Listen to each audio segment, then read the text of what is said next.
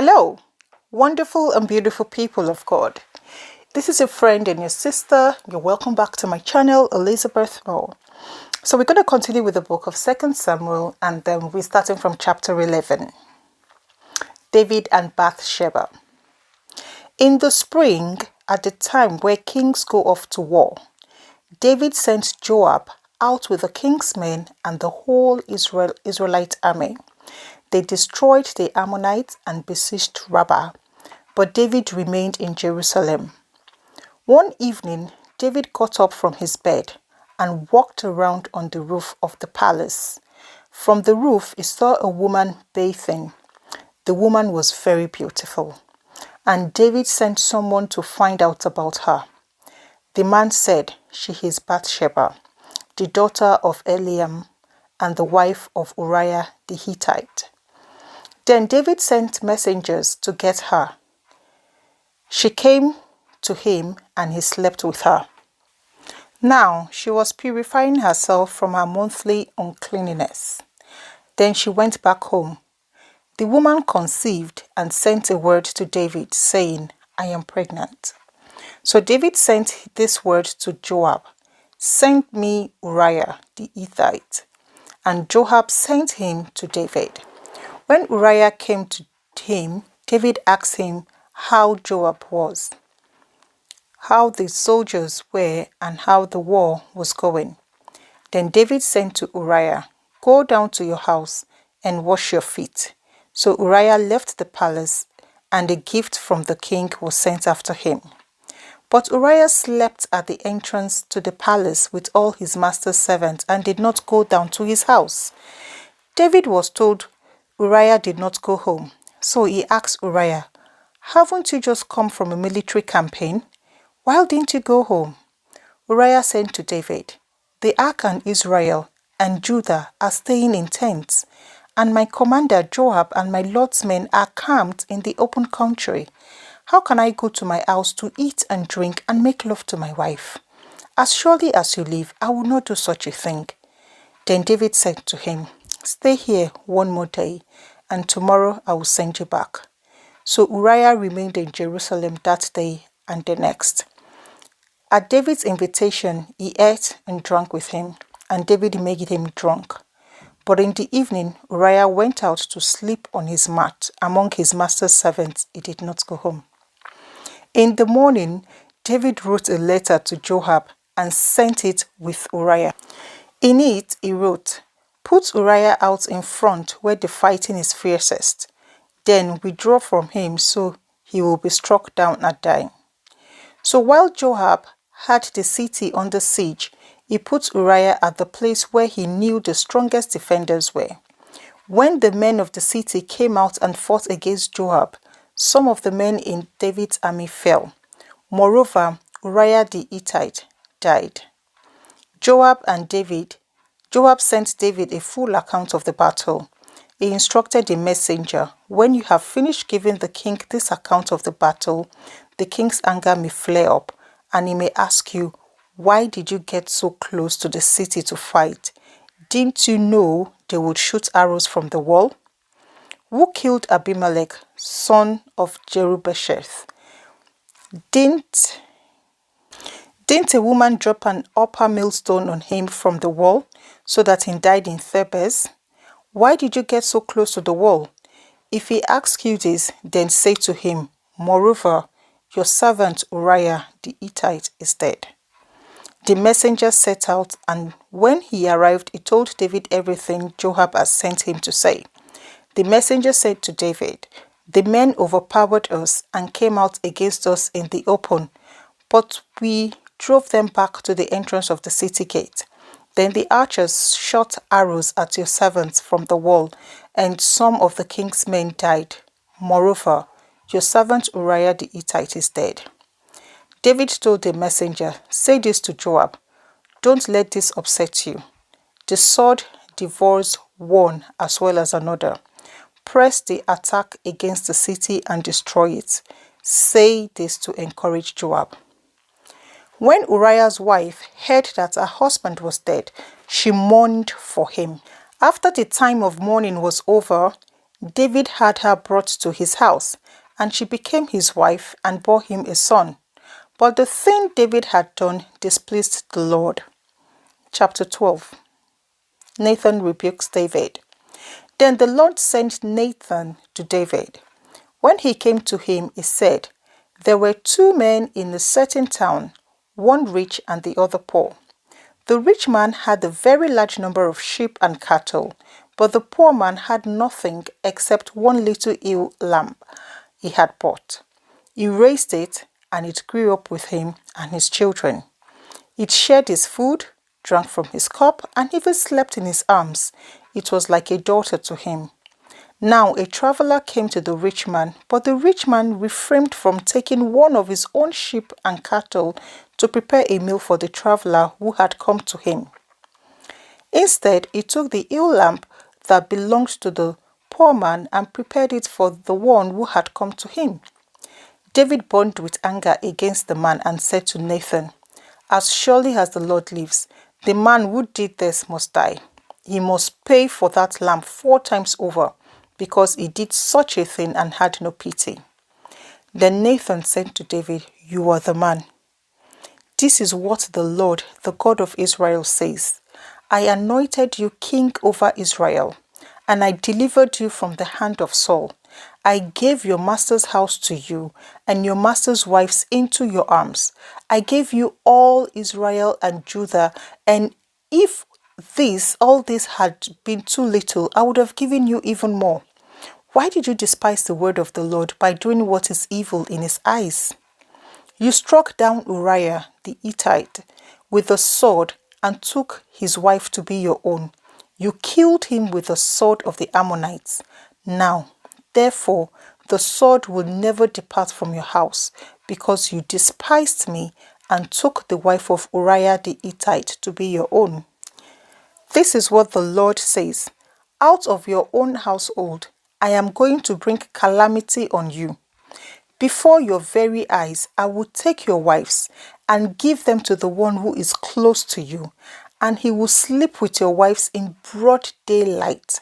You did it in secret, but I will do this thing in broad daylight before all Israel."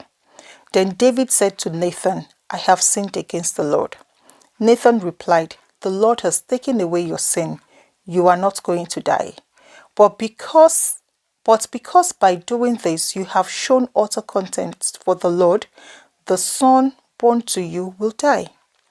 After Nathan had gone home, the Lord struck the child that Uriah's wife had born to David, and he became ill. David pleaded with God for the child. He fasted and spent the night lying in sackcloth on the ground. The elders of the household stood beside him to get him up from the ground, but he refused and would not eat any food with them. On the 7th day, the child died. David's attendants were afraid to tell him that the child was dead, for they thought, while the child was still living, he wouldn't listen to us when we spoke to him. How can we now tell him the child is dead? He may do something desperate. David noticed that his attendants were whispering among themselves, and he realized the child was dead. "Is the child dead?" he asked. "Yes," they replied, "he is dead." Then David got up from the ground. After he had washed, put on lotions and changed his clothes, he went into the house of the Lord and worshipped. Then he went to his own house, and at his request they served him food and he ate. His attendants asked him, "Why are you acting this way? While the child was alive, you fasted and wept, but now that the child is dead, you get up and eat." He answered, "While the child was still alive, I fasted and wept. I thought, who knows, the Lord may be gracious to me and let the child live. But now that he is dead, why should I go on fasting? Can I bring him back? I will go to him, but he will not return to me." Then David comforted his wife Bathsheba, and he went to her and made love to her. She gave birth to a son, and they named him Solomon. The Lord loved him because the Lord loved him. He sent word through Nathan the prophet to name him Jedidah. Meanwhile, Joab fought against Rabbah of the Ammonites and captured the royal citadel. Joab then sent messengers to David, saying, I have fought against Rabbah and taken its water supply. Now muster the rest of the troops and besiege the city and capture it. Otherwise, I will take the city and it will be named after me. So David mustered the entire army and went to Rabbah and attacked and captured it. David took the crown from their king's head and it was placed on his own head. It weighed a talent of gold and it was set with precious stones. David took a great quantity of plunder from the city and brought out the people who were there, consigning them to labor with saws and with iron picks and axes, and he made them to work at brick making. David did this to all the Ammonite towns. Then he and his entire army returned to Jerusalem. Chapter 13. Amnon and Tamar. In the course of time, Amnon, the son of David, fell in love with Tamar, the beautiful sister of Absalom, son of David. Amnon became so obsessed with his sister Tamar that he made himself ill. She was a virgin and it seemed impossible for him to do anything to her. Now Amnon had an advisor named Jonadab, son of Shimeah, David's brother. Jonadab was a very shrewd man. He asked Amnon, why do you, the king's son, look so haggard morning after morning? Won't you tell me? Amnon said to him, I'm in love with Tamar, my brother, Absalom's sister. Go to bed and pretend to be ill, Jonadab said. When your father comes to see you, say to him, I would like my sister Tamar to come and give me something to eat. Let her prepare the food in my sight so that I may watch her and then eat it from her hand. So Amnon lay down and pretended to be ill. When the king came to see him, Amnon said to him, I would like my sister Tamar to come and make some special bread in my sight so that I may eat from her hand. David sent word to Tamar at the palace, go to the house of your brother Amnon and prepare some food for him. So Tamar went to the house of her brother Amnon, who was lying down. She took some dough, kneaded it, and made the bread in his sight and baked it. Then she took the pan and served him the bread, but he refused to eat. Send everyone out of here, Amnon said. So everyone left him. Then Amnon said to Tamar, bring the food here into my bedroom so that I may eat from your hand. And Tamar took the bread that she had prepared and brought it to her brother Amnon in his bedroom. But when she took it to him to eat, he grabbed her and said, come to bed with me, my sister.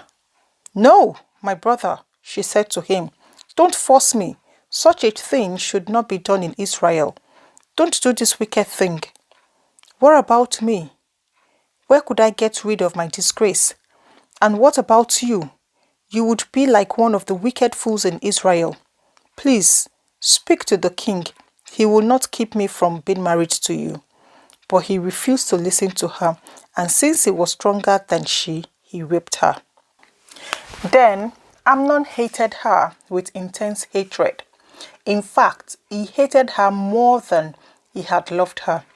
Amnon said to her, get up and get out. No, she said to him, sending me away would be a greater wrong than what you have already done to me. But he refused to listen to her. He called his personal servant and said, get this woman out of my sight and bolt the door after her. So his servant put her out and bolted the door after her. She was wearing an honored robe, for this was the kind of garment the virgin daughters of the king wore. Tamar put ashes on her head and tore the honored robe she was wearing. She put her hands on her head and went away, weeping aloud as she went. Her brother Absalom said to her, has that Amnon, your brother, been with you? Be quiet for now, my sister. He is your brother. Don't take this thing to heart. And Tamar lived in her brother Absalom's house, a desolate woman. When King David heard all this, he was furious, and Absalom never said a word to Amnon, either good or bad. He hated Amnon because he had disgraced his sister. Absalom kills Amnon. 2 years later, when Absalom's sheep shearers were at Baal Hazor near the border of Ephraim. He invited all the king's sons to come there. Absalom went to the king and said, "Your servant has had shearers come. Will the king and his attendants please join me?" "No, my son," the king replied. "All of us should not go. We would only be a burden to you." Although Absalom urged him, he still refused to go, but gave him his blessing. Then Absalom said, "If not, please let my brother Amnon come with us." The king asked him, "Why should he go with you?" But Absalom urged him, so he sent with him Amnon and the rest of the king's sons. Absalom ordered his men, "Listen, when Amnon is in high spirits from drinking wine, and I say to you, 'Strike Amnon dead,' then kill him. Don't be afraid. Haven't I given you this order? Be strong and brave." So Absalom's men did to Amnon what Absalom had ordered. Then all the king's sons got up, mounted their mules, and fled. While they were on their way, the report came to David, "Absalom has struck down all the king's sons. Not one of them is left." The king stood up, tore his clothes, and lay down on the ground, and all his attendants stood by with their clothes torn. But Jonadab, son of Shimeah, David's brother, said, "My lord should not think that they killed all the princes. Only Amnon is dead." This has been Absalom's express intention ever since the day Amnon raped his sister Tamar. "My lord, the king should not be concerned about the reports that all the king's sons are dead. Only Amnon is dead." Meanwhile, Absalom has fled. Now the man standing watch looked up and saw many people on the road west of him, coming down the side of the hill. The watchman went and told the king, "I see men in the direction of Horonaim on the side of the hill." Jonadab said to the king, "See, the king's sons have come. It has happened just as your servant said." As he finished speaking, the king's sons came in, wailing loudly. The king, too, and all his attendants wept bitterly. Absalom fled and went to Talmai, son of Ammihud, the son of Jeshua. But King David mourned many days for his son. After Absalom fled and went to Geshur, he stayed there 3 years. And King David longed to go to Absalom, for he was consoled concerning Absalom's death.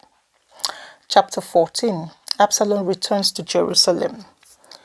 Joab, son of Zeruiah, knew that the king's heart longed for Absalom. So Joab sent someone to Tekoa and had a wise woman brought from there. He said to her, "Pretend you're in mourning, dress in mourning clothes, and don't use any cosmetic lotions.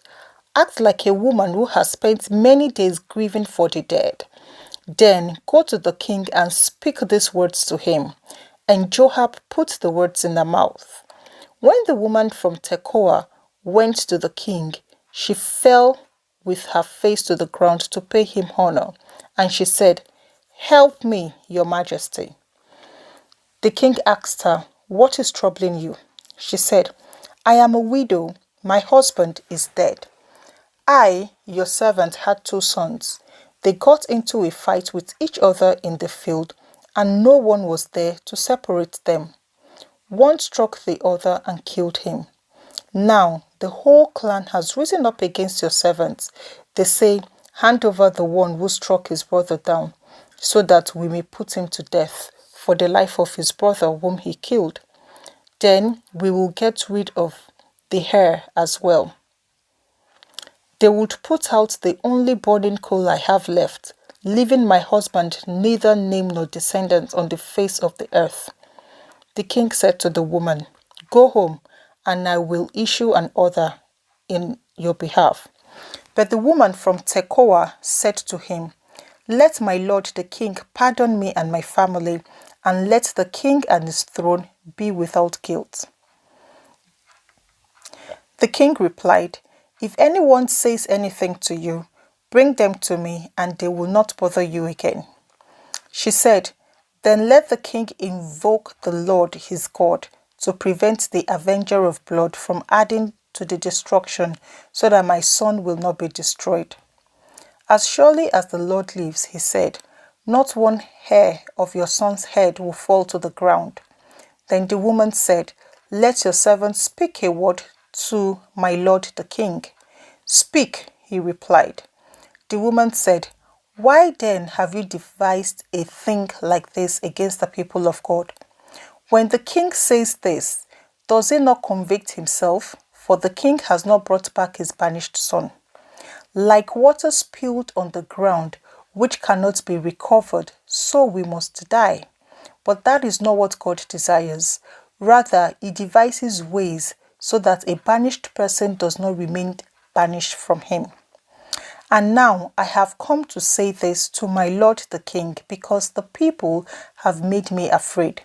Your servant thought, I will speak to the king. Perhaps he will grant his servant's request. Perhaps the king will agree to deliver his servant from the hand of the man who is trying to cut off both me and my son from God's inheritance. And now your servant says, may the word of the Lord, my king, secure my inheritance. For my lord the king is like an angel of God in discerning good and evil. May the Lord your God be with you. Then the king said to the woman, don't keep me from the answer to what I am going to ask you. Let my lord the king speak, the woman said.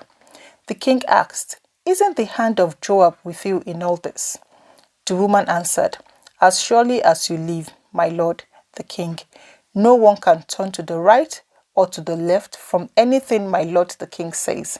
Yes, it was your servant Joab who instructed me to do this, and who put all these words into the mouth of your servant. Your servant Joab did this to change the present situation. My lord has wisdom like that of an angel of God. He knows everything that happens in the land. The king said to Joab, very well, I will do it. Go bring back the young man Absalom. Joab fell with his face to the ground to pay him honor, and he blessed the king. Joab said, today your servant knows that he has found favor in your eyes, my lord the king, because the king has granted his servant's request. Then Joab went to Geshur and brought Absalom back to Jerusalem. But the king said, he must go to his own house. He must not see my face. So Absalom went to his own house and did not see the face of the king. In all Israel, there was not a man so highly praised for his handsome appearance as Absalom. From the top of his head to the sole of his foot, there was no blemish in him. Whenever he cut the hair of his head, he used to cut his hair once a year because it became too heavy for him. He would weigh it, and its weight was 200 shekels by the royal standard. 3 sons and a daughter were born to Absalom. His daughter's name were Tamar, and she became a beautiful woman. Absalom lived 2 years in Jerusalem without seeing the king's face. Then Absalom sent for Joab in order to send him to the king, but Joab refused to come to him. So he sent a second time, but he refused to come. Then he said to his servant, look, Joab's field is next to mine, and he has barley there. Go and set it on fire. So Absalom's servant set the field on fire. Then Joab did go to Absalom's house, and he said to him, why have your servants set my field on fire? Absalom said to Joab, look, I sent word to you and said, come here so I can send you to the king to ask, why have I come from Geshur? It would be better for me if I were still there. Now, then, I want to see the king's face. Now then, I want to see the king's face, and if I am guilty of anything, let him put me to death. So Joab went to the king and told him this. Then the king summoned Absalom, and he came in and bowed down with his face to the ground before the king, and the king kissed Absalom. Absalom's conspiracy. In the course of time, Absalom provided himself with a chariot and horses and with 50 men to run ahead of him. He would get up early and stand by the side of the road leading to the city gate. Whenever anyone came with a complaint to be placed before the king for a decision, Absalom would call out to him, "What town are you from?" He would answer, "Your servant is from one of the tribes of Israel." Then Absalom would say to him, "Look, your claims are valid and proper, but there is no representative of the king to hear you." And Absalom would add, "If only I were appointed judge in the land, then everyone who has a complaint or case would come to me and I would see that they receive justice." Also, whenever anyone approached him to bow down before him, Absalom would reach out his hand, take hold of him and kiss him. Absalom behaved in this way toward all the Israelites who came to the king asking for justice, and so he stole the hearts of people of Israel. At the end of 4 years, Absalom said to the king, "Let me go to Hebron and fulfill a vow I made to the Lord. While your servant was living at Geshur in Aram, I made this vow. If the Lord takes me back to Jerusalem, I will worship the Lord in Hebron." The king said to him, "Go in peace." So he went to Hebron. Then Absalom sent secret messengers throughout the tribes of Israel to say, "As soon as you hear the sound of the trumpets, then say, 'Absalom is king in Hebron.'" 200 men from Jerusalem had accompanied Absalom. They had been invited as guests and went quite innocently, knowing nothing about the matter.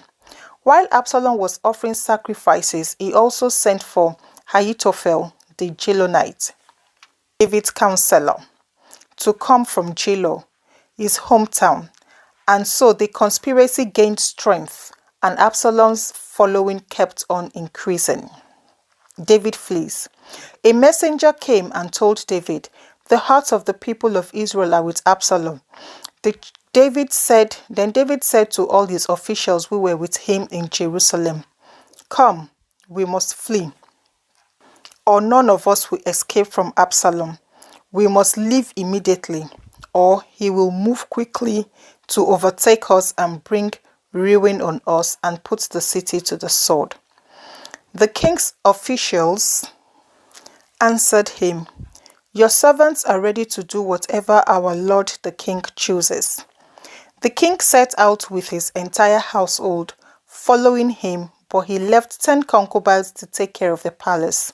So the king set out with all the people following him, and they halted at the edge of the city. All his men marched past him, along with all the Kerethites and the Pelethites, and all the 600 Gittites who had accompanied him from Gath marched before the king.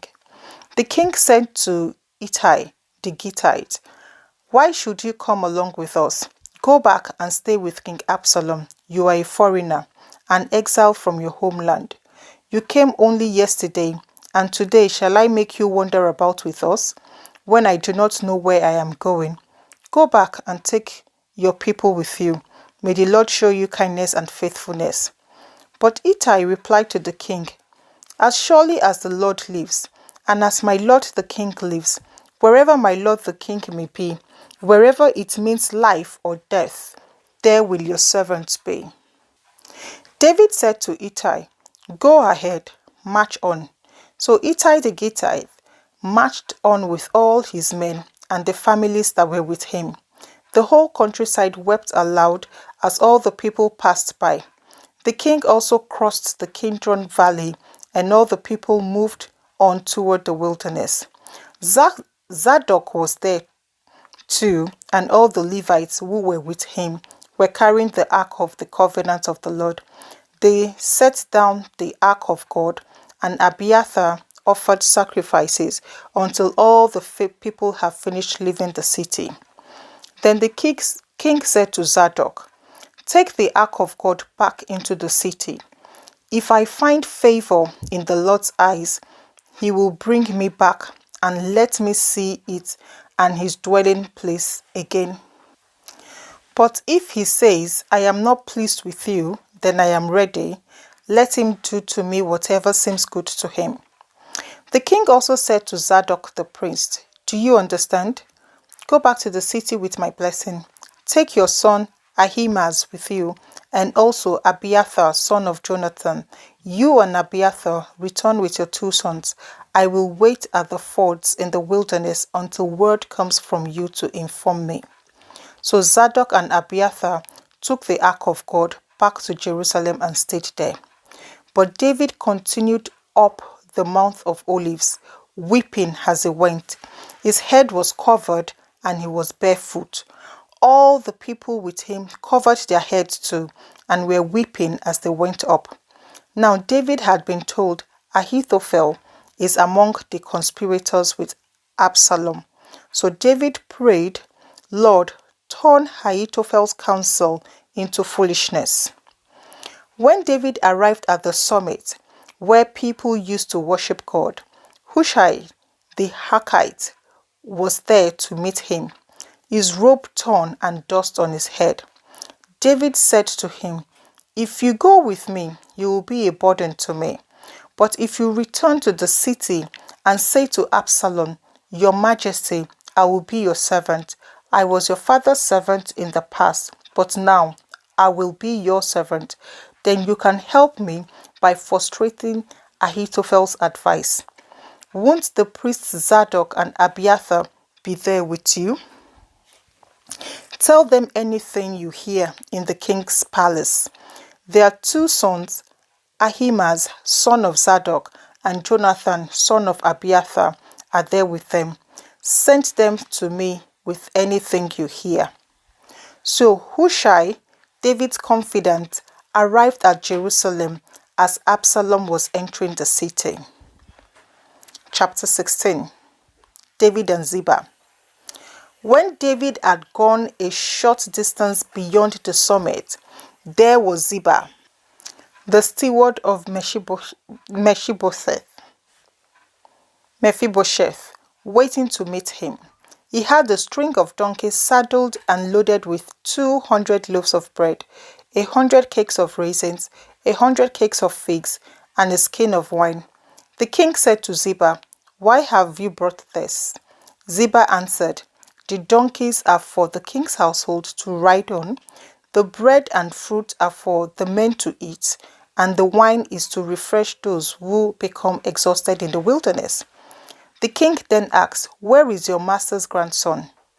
Ziba sent to him, "He is staying in Jerusalem because he thinks, 'Today the Israelites will restore to me my grandfather's kingdom.'" Then all the king said to Ziba, "All that belonged to Mephibosheth is now yours." "I humbly bow," Ziba said. "May I find favor in your eyes, my lord the king." Shimei curses David. As David approached Bahurim, a man from the same clan as Saul's family came out from there. His name was Shimei, son of Gera, and he cursed as he came out. He pelted David and all his king's officials with stones, though all the troops and the special guard were on David's right and left. As he cursed, Shimei said, get out, you murderer, you scoundrel. The Lord has repaid you for all the blood you shed in the household of Saul, in whose place you have reigned. The Lord has given the kingdom into the hands of your son Absalom. You have come to ruin because you are a murderer." Then Abishai, son of Zeruiah, said to the king, "Why should this dead dog curse my lord the king? Let me go over and cut off his head." But the king said, "What does this have to do with you, you sons of Zeruiah? If he is cursing because the Lord said to him, 'Curse David,' who can ask, 'Why did you do this?'" David then said to Abishai and all his officials, "My son, my own flesh and blood, is trying to kill me. How much more then this Benjamite? Leave him alone, let him curse, for the Lord has told him to. It may be that the Lord will look upon my misery and restore to me his covenant blessing instead of his curse today." So David and his men continued along the road, while Shimei was going along the hillside opposite him, cursing as he went and throwing stones at him and showering him with death. The king and all the people with him arrived at their destination exhausted, and there he refreshed himself. The advice of Ahithophel and Hushai. Meanwhile, Absalom and all the men of Israel came to Jerusalem, and Ahithophel was with him. Then Hushai the Archite, David's confidant, went to Absalom and said to him, "Long live the king, long live the king." Absalom said to Hushai, "So this is the love you show your friend. If he's your friend, why didn't you go with him?" Hushai said to Absalom, "No, the one chosen by the Lord, by this people and by all the men of Israel, is I will be, and I will remain with him. Furthermore, whom should I serve? Should I not serve the son, just as I served your father? So I will serve you." Absalom said to Ahithophel, "Give us your advice. What shall we do?" Ahithophel answered, "Sleep with your father's concubines, whom he left to take care of the palace. Then all Israel will hear that you have made yourself obnoxious of your father, and the hands of everyone with you will be more resolute." So they pitched a tent for Absalom on the roof, and he slept with his father's concubines in the sight of all Israel. Now, in those days, the advice that Ahithophel gave was like that of the one who inquires of God. That was how both David and Absalom regarded all of Ahithophel's advice. Chapter 17. Ahithophel said to Absalom, "I would choose 12,000 men and set out tonight in pursuit of David. I would attack him while he is weary and weak. I would strike him with terror, and then all the people with him will flee. I will strike down only the king and bring all the people back to you. The death of the man you seek will mean the return of all, and all the people will be unharmed." This plan seemed good to Absalom and to all the elders of Israel.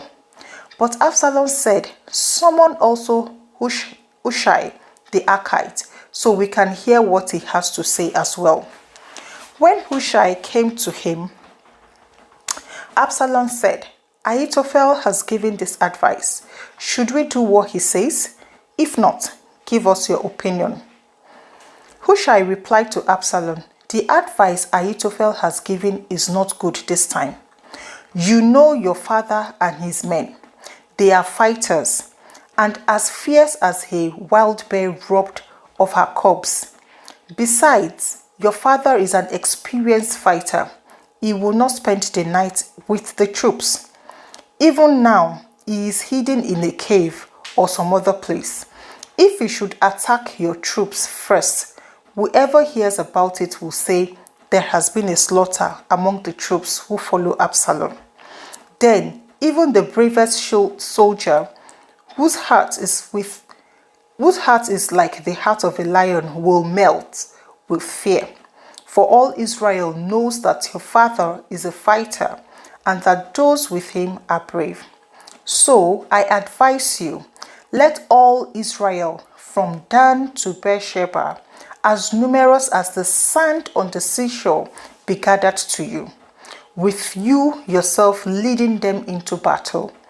Then we will attack him wherever he may be found, and we will fall on him as dew settles on the ground. Neither he nor any of his men will be left alive. If he withdraws into a city, then all Israel will bring ropes to that city, and we will drag it down to the valley until not much as a pebble is left." Absalom and all the men of Israel said, "The advice of Hushai the Archite is better than that of Ahithophel. For the Lord has determined to frustrate the good advice of Ahithophel in order to bring disaster on Absalom.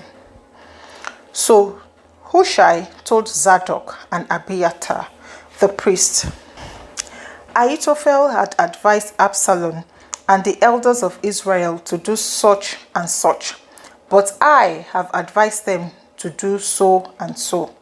Now send a message at once and tell David, do not spend the night at the fords in the wilderness.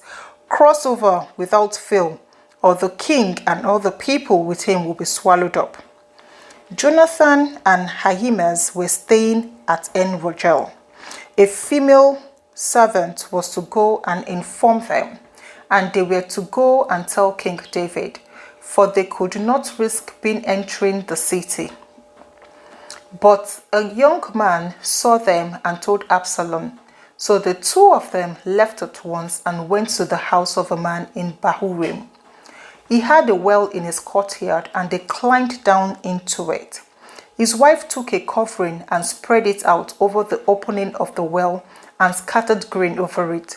No one knew anything about it. When Absalom's men came to the woman at the house, they asked, where are Ahimaaz and Jonathan? The woman answered them, they crossed over the brook. The men searched but found no one, so they returned to Jerusalem. After they had gone, the two climbed out of the well and went to inform King David. They said to him, set out and cross the river at once. Ahithophel has advised such and such against you. So David and all the people with him set out and crossed the Jordan.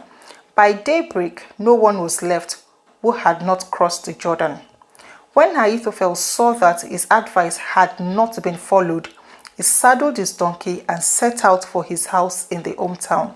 He put his house in order and he hanged himself. So he died and was buried in his father's tomb. Absalom's death. David went to Mahanaim, and Absalom crossed the Jordan with all his men of Israel. Absalom had appointed Amasa over the army in place of Joab. Amasa was the son of Jether, an Ishmaelite, who had married Abigail, the daughter of Nahash, and sister of Zeruiah, the mother of Joab. The Israelites and Absalom camped in the land of Gilead. When David came to Mahanaim, Shobi, son of Hahash from Rabbah of the Ammonites, and Micaiah, son of Amiel from Lodebar, and Mazillah the Gizite and Jerusalem brought bedding and bowls and articles of pottery. They also brought wheat and barley, flour and roasted grain, beans and lentils, honey and curds, sheep and cheese from cow's milk for David and his people to eat. For they said, the people have become exhausted and hungry and thirsty in the wilderness. Chapter 18. David mustered the men who were with him and appointed over them commanders of thousands and commanders of hundreds. David sent out his troops, a third under a command of Joab, a third under Joab's brother Abishai, son of Zeruiah, and a third under Ittai the Gittite. The king told the troops, I myself will surely march out with you. But the men said, you must not go out. If we are forced to flee, they won't care about us. Even if half of us die, they won't care. But you are worth 10,000 of us. It will be better now for you to give us support from the city. The king answered, I will do whatever seems best to you. So the king stood beside the gate with all his men, while all his men marched out in units of hundreds and of thousands. The king commanded Joab, Abishai, and Ittai, be gentle with the young man Absalom for my sake. And all the troops heard the king giving orders concerning Absalom to each of the commanders. David's army marched out of the city to fight Israel, and the battle took place in the forest of Ephraim. There, Israel's troops were routed by David's men, and the casualties that they were great, 20,000 men. The battle spread out over the country whole side, and the forest swallowed up more men that day than the sword. Now Absalom happened to meet David's men. He was riding his mule, and as the mule went under the thick branches of a large oak, Absalom's hair got caught in the tree. He was left hanging in midair, while the mule he was riding kept on going. When one of the men saw what had happened, he told Joab, "I just saw Absalom hanging in an oak tree." Joab said to the man who had told him this, "What? You saw him? Why didn't you strike him to the ground right there? Then I would have had to give you 10 shekels of silver and a warrior's belt." But the man replied, "Even if 1,000 shekels were weighed out into my hands, I would not lay a hand on the king's son. In our hearing, the king commanded you and Abishai and Ittai, protect the young man Absalom for my sake. And if I had put my life in jeopardy and nothing is hidden from the king, you would have kept your distance from me." Joab said, I'm not going to wait like this for you." So he took 3 javelins in his hand and plunged them into Absalom's heart, while Absalom was still alive in the oak. And 10 of Joab's armor-bearers surrounded Absalom, struck him and killed him. Then Joab sounded the trumpet, and the troops stopped pursuing Israel, for Joab halted them. They took Absalom, threw him into a big pit in the forest, and piled up a large heap of rocks over him. Meanwhile, all the Israelites fled to their homes. During his lifetime, Absalom had taken a pillar and erected it in the king's valley as a monument to himself, for he thought, "I have no son to carry on the memory of my name." He named the pillar after himself, and it is called Absalom's monument till this day. Now, Ahimaaz, son of Zadok, said, "Let me run and take the news to the king that the Lord has vindicated him by delivering him from the hands of his enemies." "You are not the one to take the news today," Joab told him. "You may take the news another time, but you must not do so today because the king's son is dead." Then Joab said to a Cushite, "Go, tell the king what you have seen." The Cushite bowed down before Joab and ran off. Ahimaaz, son of Zadok, again said to Joab, "Come what may, please let me run behind the Cushite." But Joab replied, "My son, why do you want to go? You don't have any news that will bring you a reward." He said, "Come what may, I want to run." So Joab said, "Run." Then Ahimaaz ran by the way of the plain and outran the Cushite. While David was sitting between the inner and outer gates, the watchman went up to the roof of the gateway by the wall. As he looked out, he saw a man running alone. The watchman called out to the king and reported it. The king said, "If he is alone, he must have good news." And the runner came closer and closer.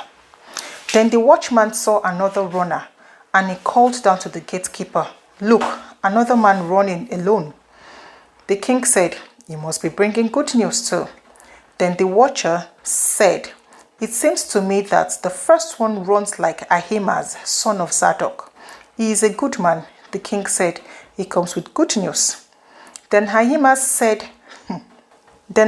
called out to the king, "All is well." He bowed down before the king with his face to the ground and said, "Praise be to the Lord your God. He has delivered up those who lifted their hands against my lord the king." The king asked him, "Is the young man Absalom safe?" Ahimaaz replied, "I saw great confusion, just as Joab was about to send the king's servant and me, your servant, but I don't know what it was." The king said, "Stand aside and wait here." So he stepped aside and stood there. Then the Cushite arrived and said, "My lord, the king, hear the good news. The Lord has vindicated you today by delivering you from the hand of all those who rose up against you." The king asked the Cushite, "Is the young man Absalom safe?" The Cushite replied, "May the enemies of my lord the king and all who rise up to harm you be like that of that young man." The king was shaken. He went up to the room over the gateway and wept. As he went, he said, "Oh, my son Absalom, my son Absalom, if only I had died instead of you. Oh, Absalom, my son, my son." Chapter 19. Joab was told, "The king is weeping and mourning for Absalom," and the whole army, the victory that day was turned into mourning, because on that day the troops heard it said, "The king is grieving for his son." The men stole into the city that day as men steal in who are ashamed when they flee from battle. The king covered his face and cried aloud, "Oh, my son Absalom! Oh, Absalom, my son, my son." Then Joab went into the house to the king and said, "Today you have humiliated all your men who have just saved your life, and the lives of your sons and daughters, and the lives of all your wives and concubines. You love those who hate you, and you hate those who love you. You have made it clear today that the commanders and their men mean nothing to you. I see that you would be pleased if Absalom were alive today, and all of us dead. Now go out and encourage your men. I swear by the Lord that if you don't go out, not a man will be left with you by nightfall. This will be worse for you than all the calamities that have come on you from your youth till now." So the king got up and took his seat in the gateway. When the men were told, "The king is sitting in the gateway," they all came before him. Meanwhile, the Israelites had fled to their homes. David returns to Jerusalem. Throughout the tribes of Israel, all the people were arguing among themselves, saying, "The king delivered us from the hand of our enemies. He is the one who rescued us from the hand of the Philistines. But now he has fled the country to escape from Absalom. And Absalom, whom we anointed to rule over us, has died in battle. So why do you say nothing about bringing the king back?" David sent this message to Zadok and Abiathar the priests. "Ask the elders of Judah, why should you be the last to bring the king back to his palace, since what is being said throughout Israel has reached the king at his quarters? You are my relatives, my own flesh and blood. So why should you be the last to bring back the king? And say to Amasa, are you not my own flesh and blood? May God deal with me, be it ever so severely, if you are not the commander of the army for life in place of Joab." He won over the hearts of the men of Judah so that they were all of one. They sent word to the king, "Return, you and all your men." Then the king returned and went as far as Jordan. Now the men of Judah came to Gilgal to go out and meet the king and bring him across the Jordan. Shimei, son of Gera, the Benjamite from Bahurim, hurried down with his men of Judah to meet with the king David. With him were 1,000 Benjamites, along with Ziba, the steward of Saul's household, and his 15 sons and 20 servants. They rushed to the Jordan where the king was. They crossed at the ford to take the king's household over and to do whatever he wished. When Shimei, son of Gera, crossed the Jordan, he fell prostrate before the king and said to him, "May my lord not hold me guilty. Do not remember how your servant did wrong on the day my lord the king left Jerusalem. May the king put it out of his mind. For I, your servant, knew that I have sinned. But today I have come here as the first from the tribes of Joseph to come down and meet my lord the king." Then Abishai, son of Zeruiah, said, "Shouldn't Shimei be put to death for this? He cursed the Lord's anointed." David replied, "What does this have to do with you? You sons of Zeruiah, what right do you have to interfere? Should anyone be put to death in Israel today? Don't I know that today I am king over Israel?" So the king said to Shimei, "You shall not die." And the king promised him on oath. Mephibosheth, Saul's grandson, also went down to meet the king. He had not taken care of his feet or trimmed his mustache, or washed his clothes from the day the king left until the day he returned safely. When he came to Jerusalem to meet the king asked him, "Why didn't you go with me, Mephibosheth?" He said, "My lord the king, since I your servant am lame," I said, "I will have my donkey saddled and will ride on it, so I can go with the king.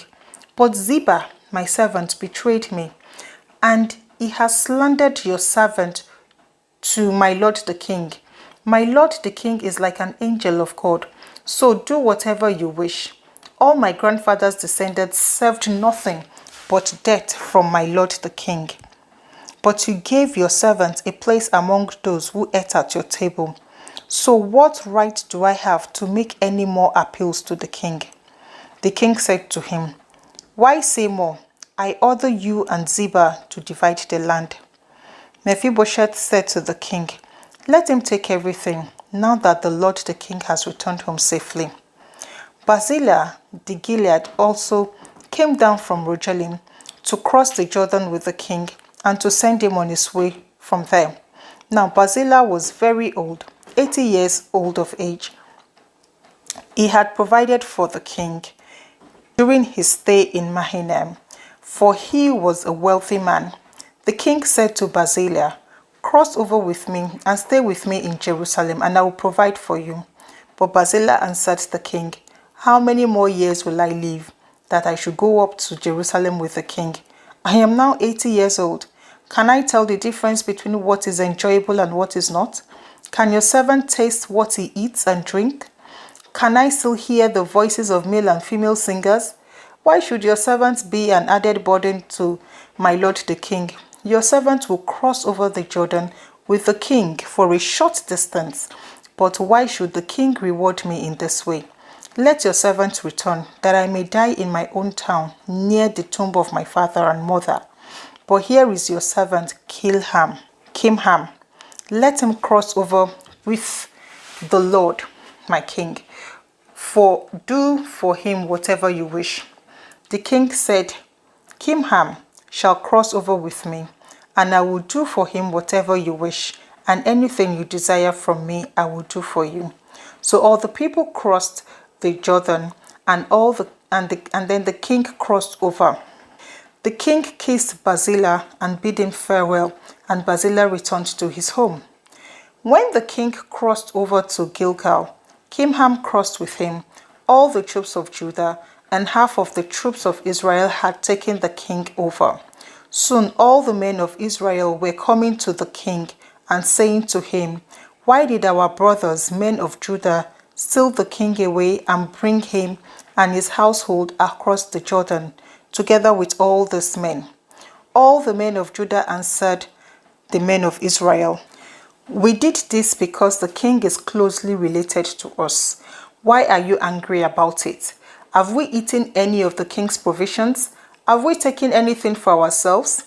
Then the men of Israel answered the men of Judah, "We have 10 shares in the king, so we have a greater claim on David than you have. Why then do you treat us with contempt? Weren't we the first to speak of bringing back our king?" But the men of Judah pressed their claims even more forcefully than the men of Israel. So I'm stopping here for today, and we would continue from chapter 20 in the very next video. Thank you and God bless.